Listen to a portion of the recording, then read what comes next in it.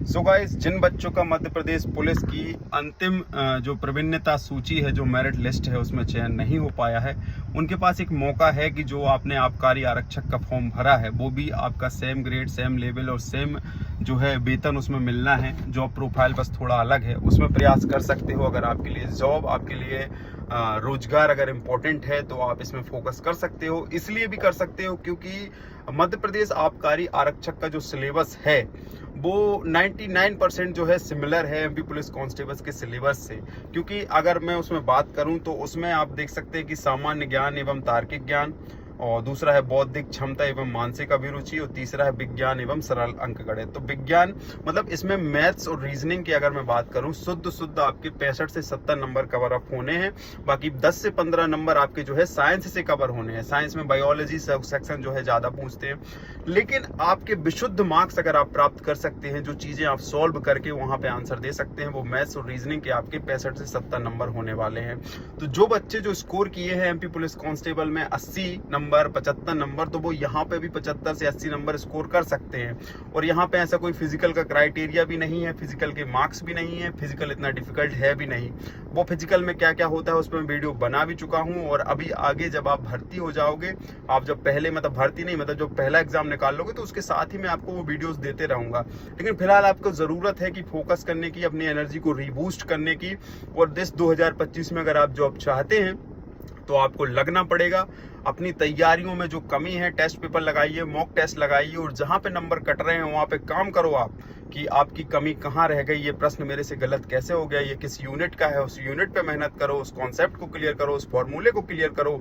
वो चीजें आपसे हो जाएंगी और आप कर लोगे, और आपके अलावा कोई नहीं कर सकता है। क्योंकि जब आप एक एग्जाम में उतना करके आए हो तो इस एग्जाम में भी वो करके दिखाओगे। अगर 400, 300, 500 पोस्ट भी है ना, तो अपन को तो एक से मतलब होना चाहिए, और वो एक पोस्ट जो है आपकी है, अगर आपने सच्चे दिल से मेहनत करी है, सच्ची मेहनत और लगन से जो है आपने एग्जाम को लिखा है। तो कहने का मतलब ये है, मतलब ये आखिरी चांस है आपके पास। इसके बाद ईएसबी व्यापम में ऐसी कोई भर्ती है नहीं जो स्पेशल टेक्निकल डिप्लोमा या स्पेशल डिग्री के अलावा जो है आप अप्लाई कर सको। तो यही है लास्ट मौका, इसमें अच्छे से आप मेहनत कर लो। एग्जाम बस होने ही वाला है। अभी हालांकि एडमिट कार्ड जारी नहीं हुए हैं, लेकिन आपके पास ज्यादा समय बचा नहीं है। जो समय बचा है उसी समय का सदुपयोग करके और इस एग्जाम को जो है आप क्लियर कर लो। ये अफसोस करके मत बैठो कि मैं 1 नंबर, आधे नंबर या 0.5, 0.6 इनसे रह गया एमपी पुलिस कांस्टेबल की मेरिट लिस्ट में। हो सकता है आपकी तकदीर ने आपके लिए वही जॉब लिखी हो जो आप अब करने वाले हो। तो ऐसा करो कि अपनी एनर्जी को जो है इकट्ठा करो, और जो है इस बार जो है पूरा मन से प्रयास करके एक सरकारी नौकरी जो है अपने कब्जे में आप ले सकते हो। तो सिलेबस सेम है, कोई नई तरीके से ये नहीं है कि कुछ पूरा नया पढ़ना है आपको। वही सारी चीजें हैं, बस उसको रिवाइज करना है तरीके से। और एक बार अच्छे से जब आप रिवाइज कर लोगे चीजों को, तो डेफिनेटली आप 80+ स्कोर इसमें कर लोगे और मेरिट लिस्ट में आने के चांस आपके बढ़ जाएंगे। ये सब लोग तो नहीं कर पाते हैं, लेकिन जिनके अंदर गट फीलिंग है कि मैं 80 नंबर ले आऊंगा, तो वो लोग जरूर प्रयास करें और इस एग्जाम को क्लियर करें। देखो, ऐसा जरूरी तो नहीं है कि आपने एक एग्जाम दिया उसी में आपको सफलता मिल जाए और उसी में आपको सरकारी नौकरी मिल जाए।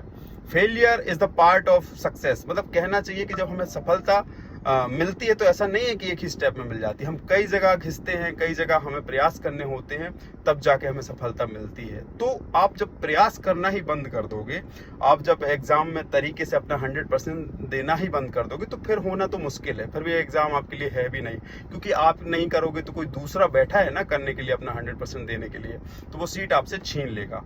तो अगर आपके पास मौका है, और मौके जिंदगी में बार बार नहीं मिलते हैं, जैसे आरसीबी को मौका मिला तो उसने अपना कप उठा लिया, और 1-2 बॉल और रह जाती तो शशांक सिंह 1-2 छक्के मार के जो है कप छीन लेता। लेकिन जो उसने टाइटनेस रखी 19वें ओवर में और 18वें ओवर में ना, तो वो तैयारी उन्होंने पहले से की थी कि हमें आखिरी ओवर में टारगेट इतना बड़ा दे देना है कि वो अचीव ना हो पाए।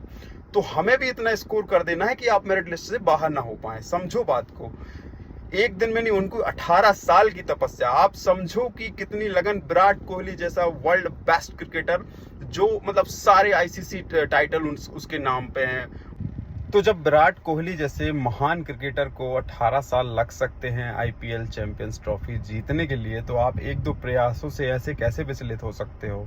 आपने तो इतना समय भी नहीं दिया है। अगर एक सफलता आपको प्राप्त करनी है तो आपको सच्ची लगन से उसके लिए लगा रहना पड़ता है।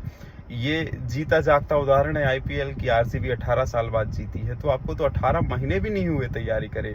तो अच्छे से एक बार लग जाओ, इस आबकारी आरक्षक एग्जाम को क्लियर करो और सरकारी नौकरी प्राप्त करो। सिलेबस वही है, बस उसको रिवाइज करके और अपना श्योर करो कि आपको मैथ रीजनिंग से 70 नंबर लेने हैं। बाकी 10, 15, 20 आप पूरे गोले भरोगे ना तो 10-20 नंबर और बढ़ जाएंगे। तो 80-85 नंबर लाना उतना डिफिकल्ट है नहीं अगर आप स्ट्रेटेजी बना लो। तो मैं चाहता हूं कि आप इस एग्ज़ाम को क्लियर करो और अपनी डीमोटिवेशन से बाहर निकल के जो आपको इसमें जो मायूसी हाथ लगी है, इसमें आप सफलता भी ले सकते हैं। जय हिंद, जय भारत।